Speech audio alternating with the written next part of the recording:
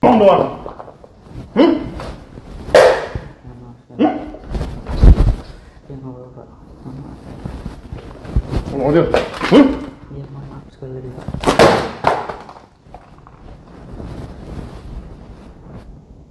Sengaja kamu tuh. Sengaja membuat rumah ini gak ada air.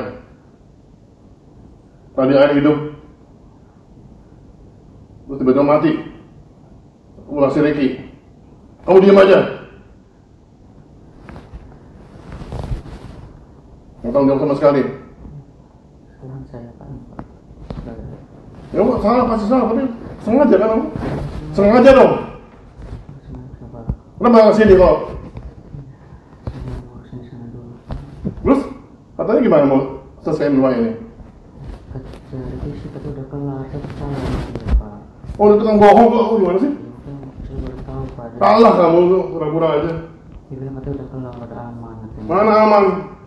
Saya nelfon Mbak Bella juga udah aman, kata Ricky aman ya. Mana? Loh, kami pulang akhirnya mati kok. Saya kurang tahu. Masa dia bilang Ricky katanya udah aman, dia bohong berarti bang saya. Salah kamu udah. Tahu Pak kesalahan tim saya Pak. Apa salah kamu? Saya nggak dampingin tim saya ke sini tadi. Kenapa? Karena saya masih dibutuhin sama istri habis dikuret, habis dijahit Pak, belum kering. Saya jagain anak. Saat saya nggak dampingin Ricky buat bantu pengurasan. Kenapa Ricky tadi bikin rusak semuanya? Saya sih diinfo sama dia bilang katanya airnya kotor banget, makanya dikuras sama dia Pak. Karena yang ngomongin Ricky juga bukan saya Pak. Dia dihubungin langsung Mbak Bella, karena Mbak Bella segan sama saya masih dalam ngurusin anak. Dia nggak. Tapi dengan buat kamu kan? Iya anak buah saya, makanya kesalahan saya nggak sempat dampingin karena saya ngurusin istri saya Pak. Kamu sengaja bikin rumah ini air mana? Saya bilang, Baik, Pak. ini kalau nggak ada orang sekret nggak hidup deh. Kamu kerjanya apa sih?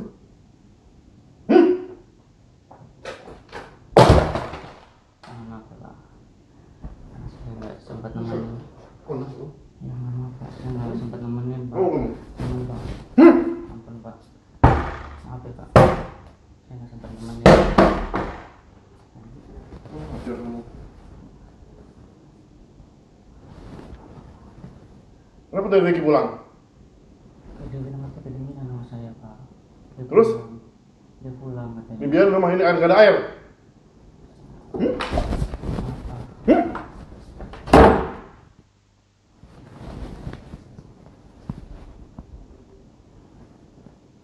Lu sengaja ya bikin air rumah ini mati airnya? Iya kan? Enggak Pak, enggak sengaja. Enggak sengaja Pak. Lohi? Saya langsung. Nggak tahu kamu telepon kamu tadi.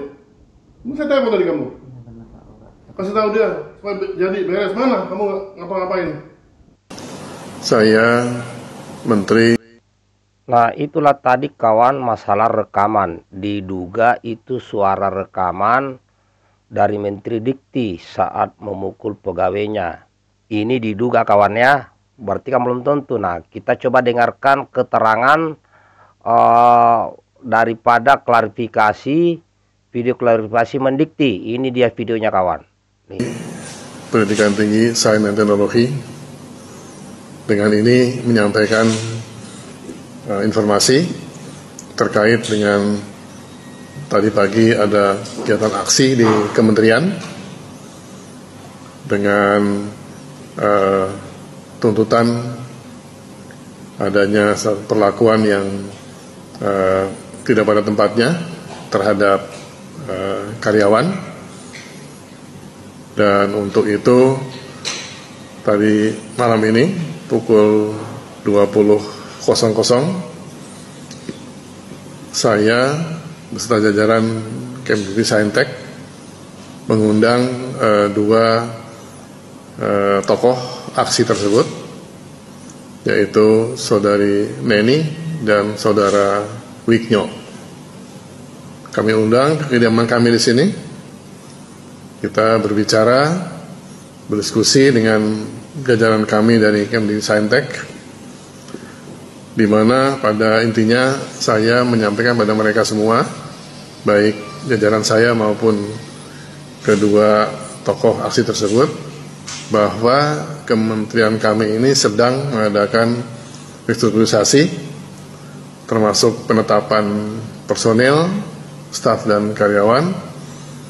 Ada juga beberapa perubahan posisi dari karyawan dan staf, di mana karena adanya pemisahan Kementerian Dikti-Saintek dari Kemdikbudristek yang lalu, tentu ada beberapa tempat-tempat baru yang harus diisi juga, dan tempat-tempat yang sudah ada itu akan dilihat kembali mengenai peranan, tupoksi, dan kesesuaian dengan staf yang ada.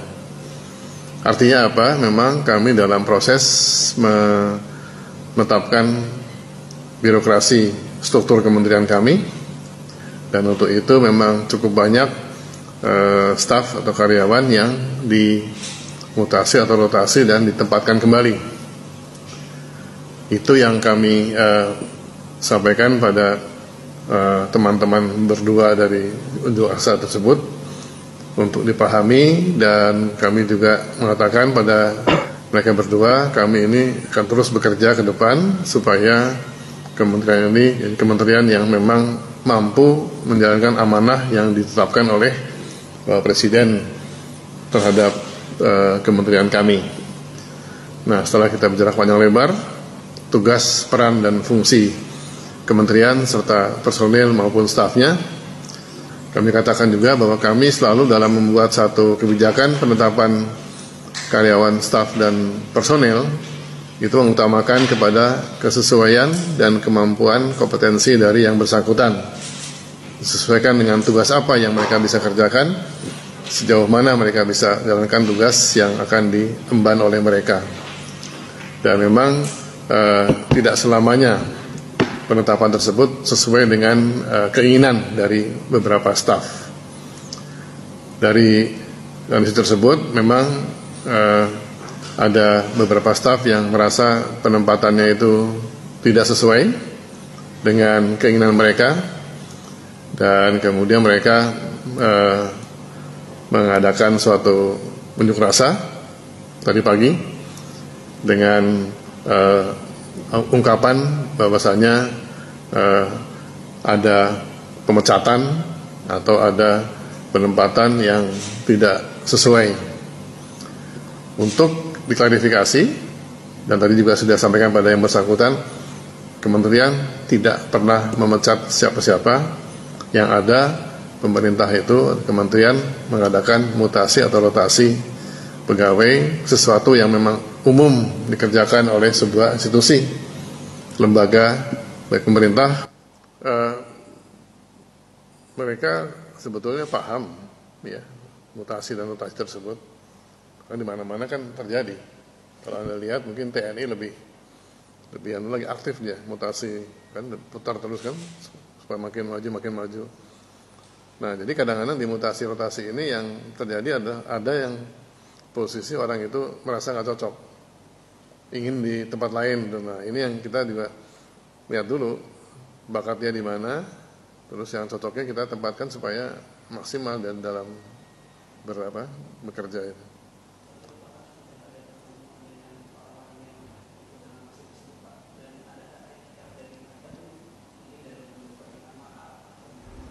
Tadi dua tokohnya sudah kita undang ke sini. Jadi baiklah kawan. Ya, tadi sudah mendengar ya, ada suara yang diduga itu suara mirip Mendikti tadi yang rekaman ini, yang ini kawan ya. Nah, kemudian ini sudah ada klarifikasi daripada Mendikti ya terkait permasalahan yang terjadi yang pas di demo itu. Nah, nanti kita cari bagaimana pernyataan daripada ibu-ibu yang ada ibu-ibu yang demo itu ya kan. Nah, yang jelas kalaupun terjadi mungkin pemukulan, seharusnya itu tidak perlu terjadi. Ya, berikan sanksi saja. Nah, ya kalau di tentara itu disenggol-senggol dikit pipinya apa, itu kasih sayang. Ya kan, kalau di tentara, kalau mau dibandingkan. atau polisi, ya kalau disenggol-senggol sedikit kulitnya begini, itu artinya komandan masih sayang. Yang paling ditakutkan oleh anggota kalau sudah main pulpen, ya main administrasi, main mutasi dan sebagainya. Ya, tapi apapun itu, seorang menteri sebenarnya tidak perlu ada adu fisik ya kalau memang itu terjadi. Dan juga PNS ya harus meningkatkan kinerjanya. Yang kurang-kurang PNS yang kurang meningkatkan kinerjanya, nah itu memang harus dievaluasi. Tapi kan tidak semua PNS malas kerja. Ya, mayoritas PNS masih rajin kerja. Kalaupun ada yang malas-malas kerja, nah inilah yang harus dievaluasi. Ya, itu kawan. Bagaimana menurut sahabatku? Baikkan videonya.